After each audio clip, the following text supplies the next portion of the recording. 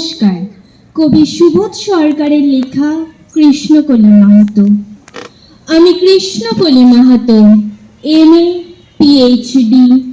আমার গা অমাবস্যা, আমার চুল মেষ পালকের ফাল্গুন, আমার পিঠ সাঁওতাল পরগনা, আমার দুটো ভাই, একটা বাঁকুড়া একটা পুরুলিয়া।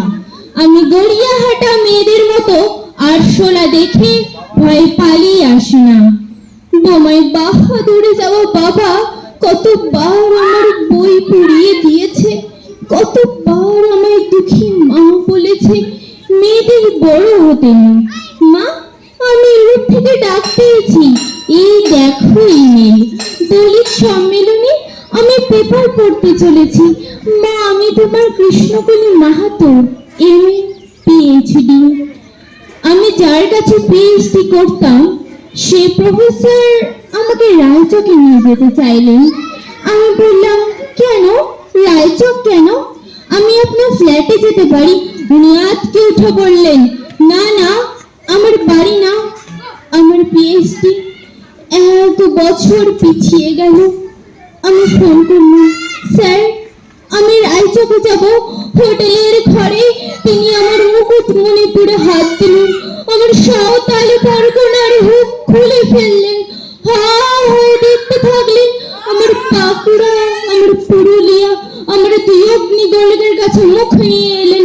তখনই চিৎকার, আগুন আগুন আগুন! আমি পারবো না। সেদিন আমার প্রফেসর আমাকে ফেলে পালিয়ে গেলেন। আমি কৃষ্ণকলি মাহাতো, MA PhD। কত কষ্ট করে, কত অপমান সহ্য করে, জঙ্গলে রাত জেগে বই পড়ে আমি এখানে এসেছি। কেউ আমাকে জায়গা ছেড়ে দেয়নি, কেউ কাউকে জায়গা ছেড়ে দেয় না, না পুরুলিয়ায় না কলকাতায়। মা, আমি চেকিং করে ভেতরে এলাম। আমি ইমিগ্রেশনে দাঁড়িয়ে, বাবাকে দেখে রেখো, মানুষটার একটা হাত নেই। অফিসার আমার নাম উচ্চারণ করলেন, কৃষ্ণকলি মাহাতো। মা, আমি বিমানের সিটে উপরে উঠছি।